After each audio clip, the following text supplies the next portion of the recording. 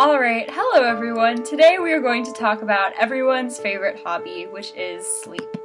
So, have you ever gotten out of your bed after a restless night and found yourself dragging your feet all day? Well, it turns out that when you don't sleep, your brain actually slows down. When people are sleep deprived, electrical impulses in their brains weaken. This has huge implications when we look at sleep deprivation as a public health issue, and becomes especially worrying when examining adolescent sleep patterns. More than 2/3 of American adolescents are underslept. One main contributing factor of sleep deprivation in adolescence is melatonin, the sleep hormone. Melatonin actually has multiple functions, but for our purposes, it synchronizes circadian rhythms and regulates distinction in wakefulness between day and night.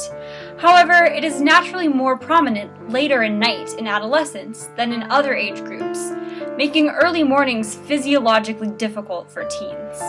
When you combine the biological predispositions for staying up late and sleeping in with social structures that encourage sleep deprivation, it's no wonder that many teenagers are severely underslept. Inside the adolescent brain, synapses get rewired in a process known as pruning.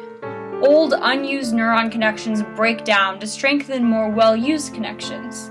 This process is vital to maturation, and evidence points towards the hypothesis that neural pruning occurs during sleep. The effects of improper adolescent pruning, when taken to an extreme, can even include schizophrenia, raising more concerns about the importance of sleep in adolescent development.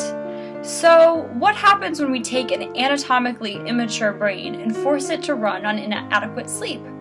Teens who are underslept report higher instances of unsafe driving behavior, alcohol and drug use, lack of motivation in school, and difficulties with higher-level cognitive functions. Furthermore, there are relationships between adolescent sleep deprivation and depression, suicidal ideation, and obesity. Not only does sleep deprivation impact neurological functions, it affects someone's often unintentional likelihood to engage in hazardous activities.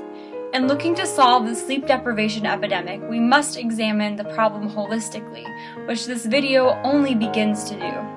As more research concerning the effects of sleep deprivation comes out, it will be vital to the well-being of our society to take note of where the issues lie and how we can ensure that everyone gets a good night's sleep.